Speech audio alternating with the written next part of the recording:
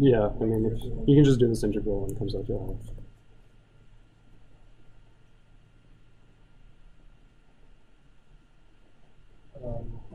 And something I'm still not like, I don't really understand yet is the mass edge matrix. Yeah. I did it without using the mass edge matrix. You did, okay. But I don't like see how you would use it to or when it's necessary. Yeah, so that one comes from when you're applying, let's say, a Dirichlet boundary condition. So if I have you, oh yeah, right. You need a new page? No, it's okay. It's actually you actually need It's not ideally prepare the pages beforehand, but I'll give you, well, okay. So I need to delete everything here and I'll give you a few more pages. Okay. Can use 2 fingers to magnify the page and 1 finger to scroll up and down. So in doing the finite element formulation, we end up with an equation. You know, we want to set u is equal to, I don't want to use g again. I'll just use f. So u is equal to f on the boundary on some gamma Dirichlet. And so in the finite element formulation, what we end up having is integral of u times v over the Dirichlet boundary is equal to, well, I'll just put is equal to integral over the same boundary of f times v. But we're multiplying both sides by this basis function. I mean, that's how I'm skipping a lot of steps in the finite element formulation, but that's really what's happening here. And so u, we're representing as, you know, some sum of discrete values. So these are the discrete nodal values that you guys are solving for. There's, let's say, j of them over the entire domain, and times all the basis functions, the basis functions that we're using to represent the solution. So this is how we are representing our solution.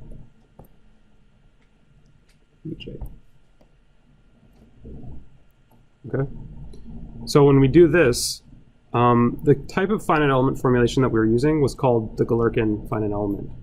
And in that method, you take the test functions to be exactly the same as your basis functions to represent you're representing your solution.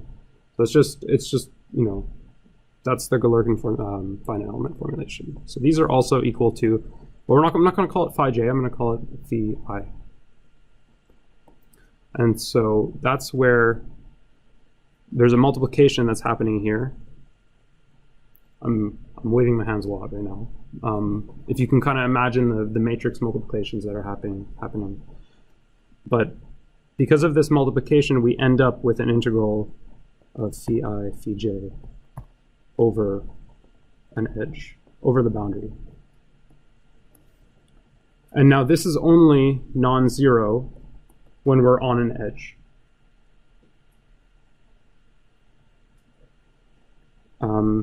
Because you can, if I take, let's say, this is my boundary.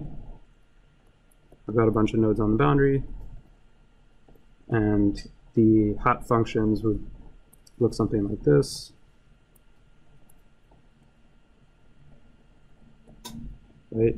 And so focus on this edge here, then this integral is only going to be non-zero for basis functions that are of the nodes that touch each other. Because if I multiply, let's say phi I, so phi I, let's say it's this one, and if I do this multiplication with any basis function that it's not an edge, so with any basis function that doesn't contribute to any other any basis function, yeah, that isn't like touching that edge, then it's going to be equal to 0, right? Because that's just the definition of the basis functions. But so not equal to 0 for I, j on the same edge. And so now we can do this integral over the actual edge itself, which comes down to integral of 0 to 1. In the general case, it would be s times 1 minus s, right? Like I had before. Control a block.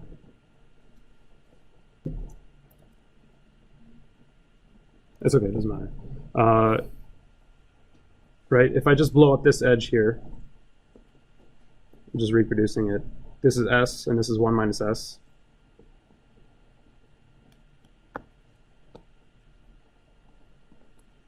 So there is going to be a case where, you know, both basis functions are equal to each other, and so I have either the integral over 0 to 1 of s times s ds, which is just going to be equal to a third. And then there's this one, which is, yeah, I think this one's a sixth.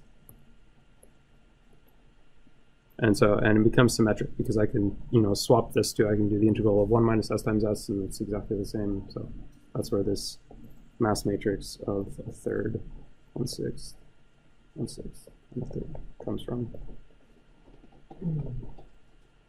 Then how do you, like, how does that contribute to this stiffness matrix? Yeah, so because let's say I have my two unknowns, U1, U2, U3, U4, and I'm just focusing on this edge again, then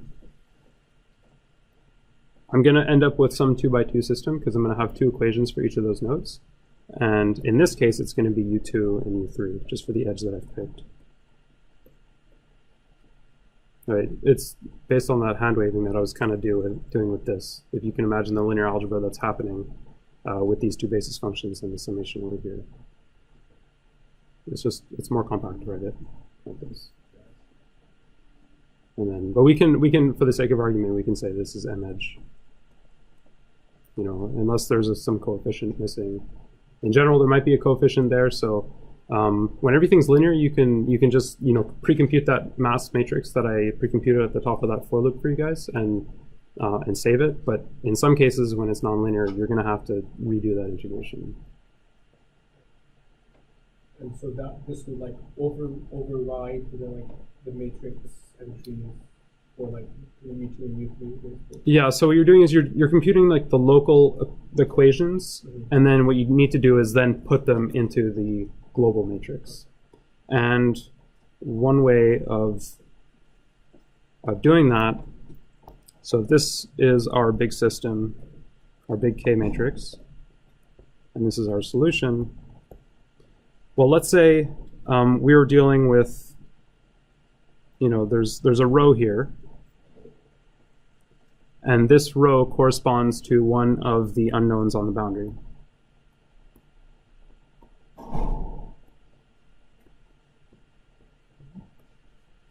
Right? So we've already gone through setting up the big mass matrix, which is not the operator that we want to be implementing, right? So once we go through the elemental loop and we add all the contributions, we're going to end up with some values along here. I mean, it's not going to be dense like that, but the idea is to just zero those out first.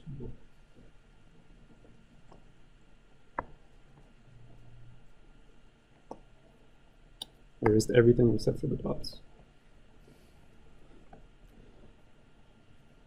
So you zero everything out first, and then you put in these equations in the corresponding location. So let's say U2 and U3 is over here, and that one goes over there. But you have to zero it out first, which most people I saw did. Oh, yeah. Videos including today's article. The videos will be posted. We haven't caught up with that yet.